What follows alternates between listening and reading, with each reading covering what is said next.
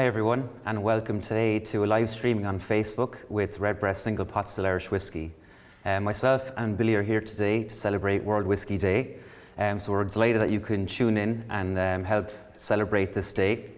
We're going to taste a very special whiskey that unfortunately not everyone watching at home will get to taste, but there are 100 people around the world who have 100 ml samples of this particular whiskey.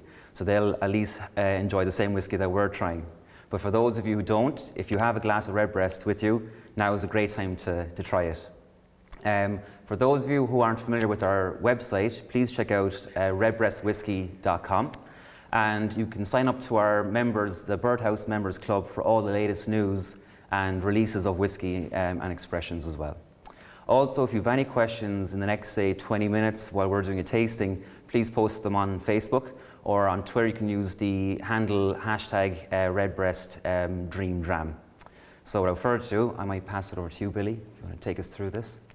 Thanks, Dave. Yeah, my name's Billy Leighton, and I am the head blender here at Middleton Distillery. And part of my role is to look after everything that is Redbreast. And whenever I say look after everything that is Redbreast, it really means the quality, the consistency, and of course, very important, the availability to all those Redbreast fans out there. So that's enough from me. I'm sure everybody wants to get into having a taste of the whiskey. The samples that are out there are unlabelled, so nobody actually knows what's in the bottle, apart from myself and Dave, of course. It's Redbreast related, so those of you out there who are Redbreast fans may assume that it's going to be a sherry cask, and you would be dead right. We have the actual cask here. I'm going to open it now because Dave and I don't have the 100 ml samples, and but we've got the cask. So the blender's dog comes in handy here, and let's hope there's enough still in the barrel to get us some samples. Oh yeah, sounds good.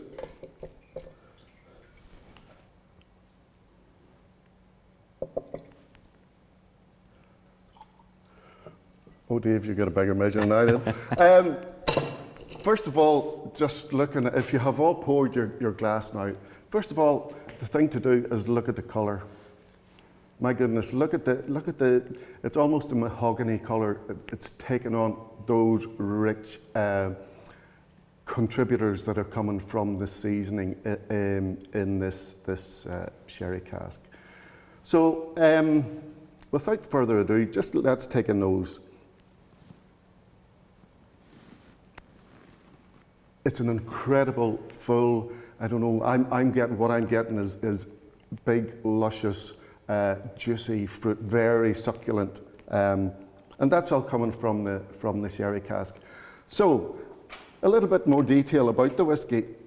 The cask itself, you'll see here the number is 41207. The date on it is 2011. Now, don't be misled by the 2011, because it's whiskey that was actually recast into this cask in 2011. So it's about 6 years in this cask. It had, before that, it had 25 years in refill ex-bourbon cask. So the whiskey that you have in your hand just now is actually just over 31 years old. Okay, and whenever I was asked to look for this dream cask for this event, the first place I went to was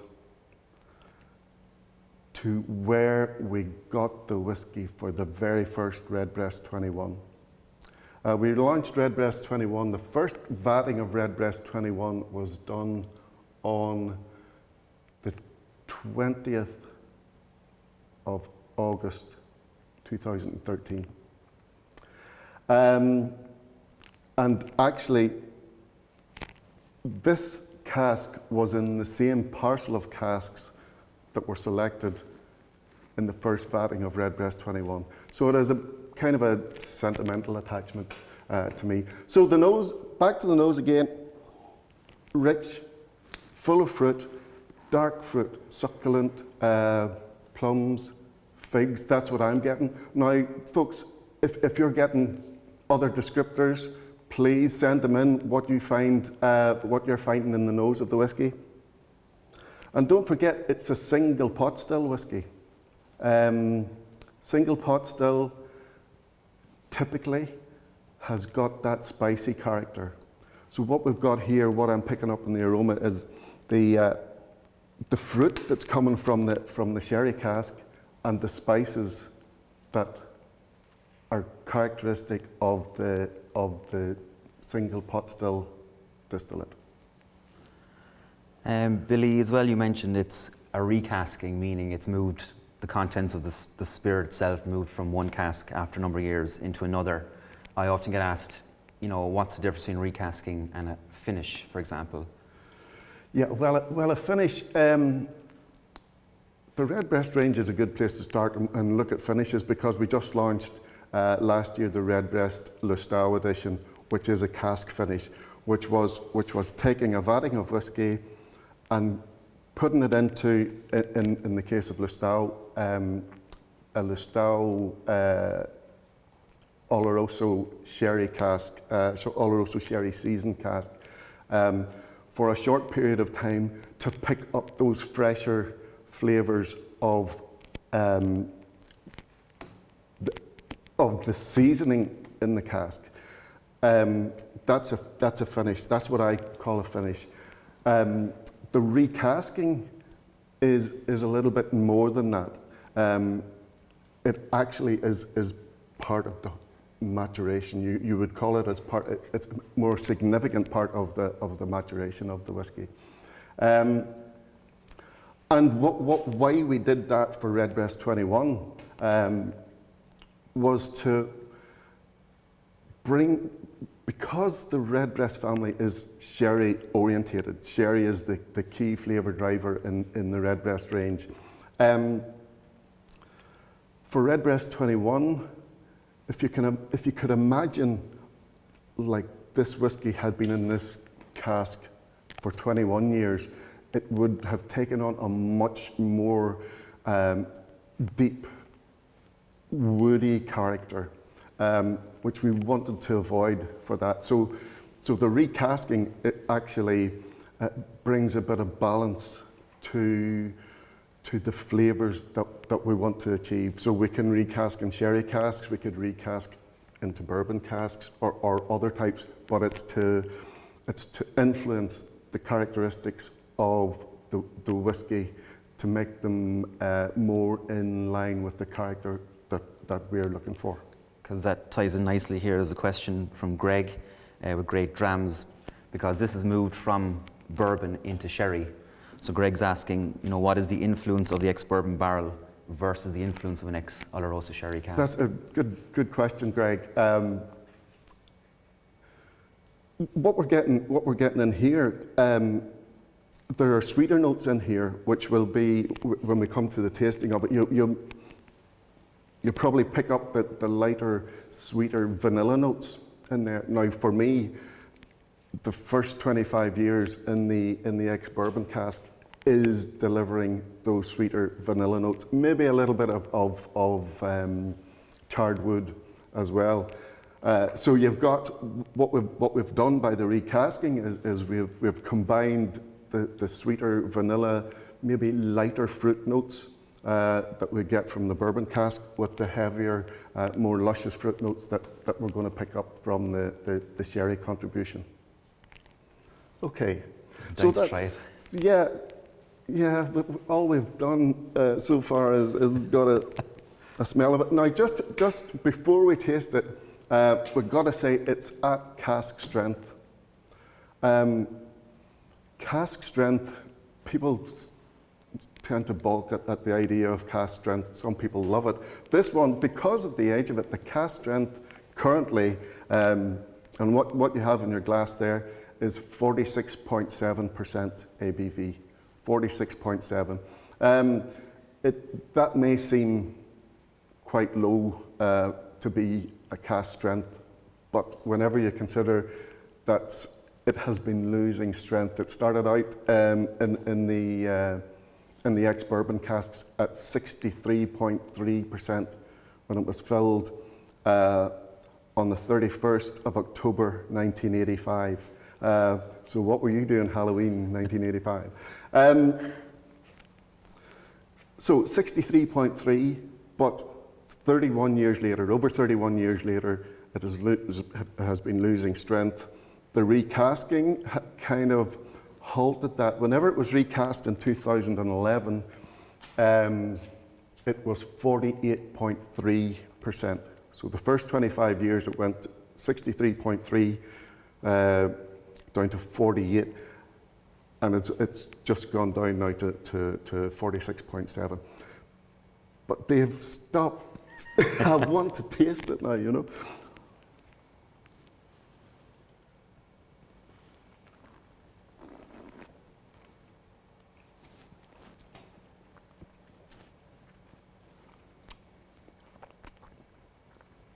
Oh dear, what can I say? This is something very, very, very special. I don't know what anybody else is getting, but the first thing that I'm getting is a big, big burst of fruit, that succulent fruit. There's, you know, I'm getting a lot of blackcurrant.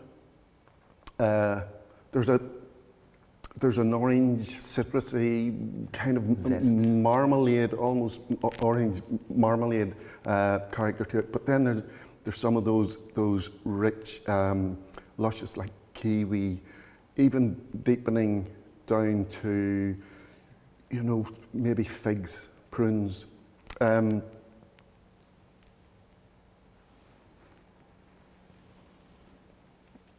And take a note of the texture as well in your mouth. Just one sip and there's really a full mouth coating. Your tongue is coated, your palate. It's a big, big, big flavour. And it lasts. And towards the end you're getting maybe some of those deeper spicy notes. I'm getting a bit of licorice there. Yeah, pepper, black pepper, coffee beans, kind of dark roasted coffee, bitter dark chocolate. Rich. Very, very, very rich. Yeah, beautiful. And at the end, it just goes on. That fruitiness stays there. The blackcurrant, I'm getting the blackcurrant leaves, you know, crushed blackcurrant leaves. Beautiful. A very long finish, and it just asks for another sip. I think it's always good to be able to produce some whiskies with a cask strength. I suppose ABV. You know, it's not every day that there's whiskies out there that are all left at cask strength. So, for example, you know, we would produce a Redbreast 12, which I'm sure you're all very familiar with, which is 40%. But then we also create the exact same recipe according to the same formula and style to create Redbreast 12 cask strength. So that's whatever it was naturally aging in the barrel is now in the bottle. So it's great for people to get a sample of whiskey that is kind of as natural as it can be without us kind of reducing it down to a bottling strength. So it's always a privilege to be able to try whiskey for us straight from a cask. But there are some whiskies we do produce at a cask strength for people to buy as well.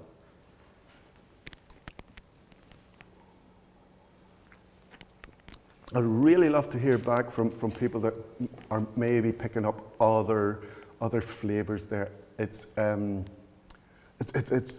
very, very, very complex whiskey. Loads of things going on, and it's all down to the cask. Our master distiller might not just entirely agree with that, but this is very much cask driven.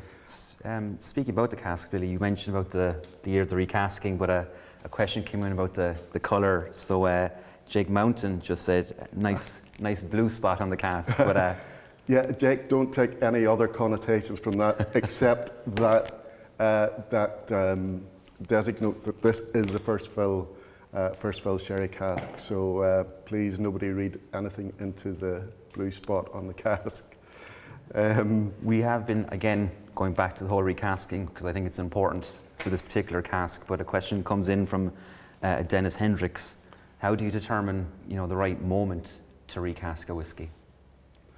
Yeah, well, that's a very good question. A lot depends upon what it's going to be used for. If it's going into a brand like Redbreast, one of the Redbreast range,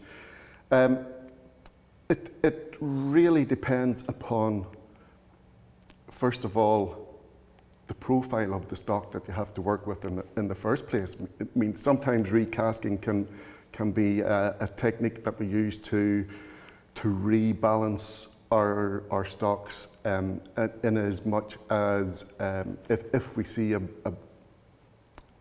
a big demand for Redbreast, some of the Redbreast family, which demands a lot of sherry cask maturation, we can adjust the balance of our stocks by taking some. Typically, it would be a refill, a third fill cask, could be a third fill sherry butt, or even a third fill bourbon barrel. Third fill casks really do not contribute an awful lot of flavour to the whiskies. I would consider them to be a blending component. So we can take some of those third fill casks, and if we see the forecasts tell us that we're going to need some more sherry in our inventory, that's the opportunity that we'll take to recast into sherry.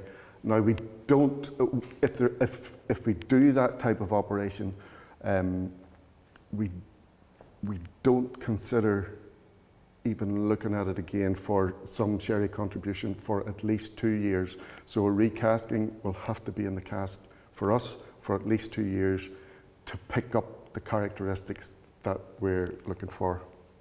I hope that answers the question and doesn't get too complicated. Also, when we're tasting here, we've been trying it at cask strength without adding water. But a question came in from Lorcan O'Brien. Should we drink it at cask strength or with a drop of water? Good question, Lorcan. I mean, that's really a personal taste. I would always recommend to people whenever they're presented with a cask strength whiskey, just because it's cask strength doesn't mean that it's going to need water. So I would suggest that you just take a sip of it first of all, and especially with this one.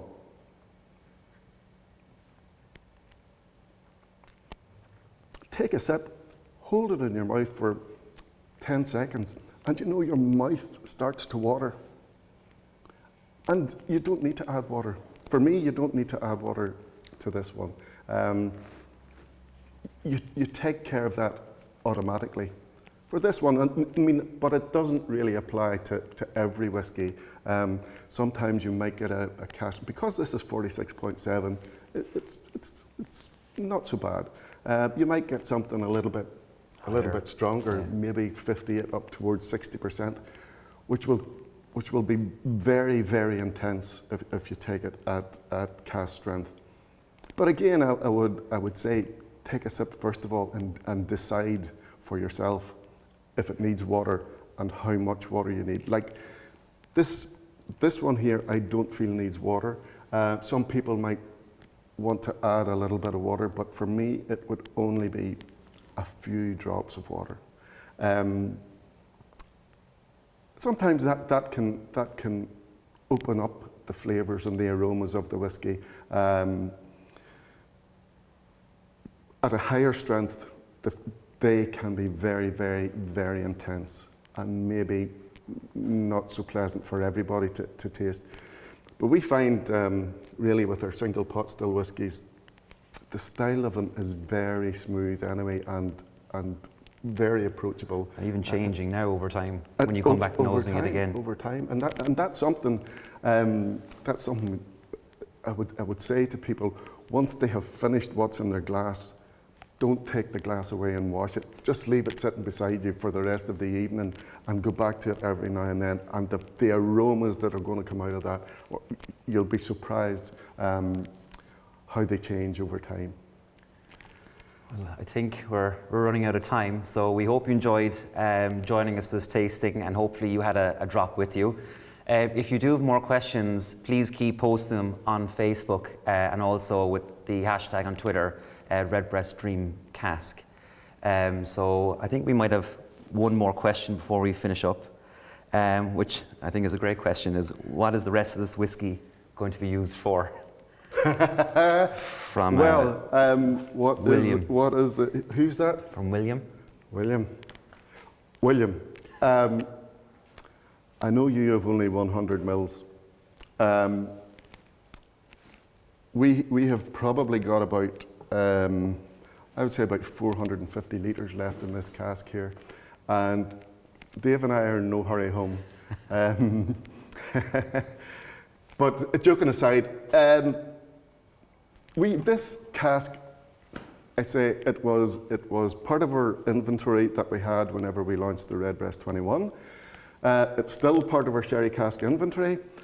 We have no immediate plans to use this whiskey for anything in particular, but you know what would be really, really good would be for everybody out there to get onto the feed and persuade our marketing team that this is something that we should bottle exclusively for the Birdhouse members, something like we did with the Manual Love for the Stillhouse. But do that. Put the pressure on. And see what happens. We'll see what happens. All right, so I think from us, enjoy the rest of your weekend and International Whiskey Day. So, sláinte. Sláinte.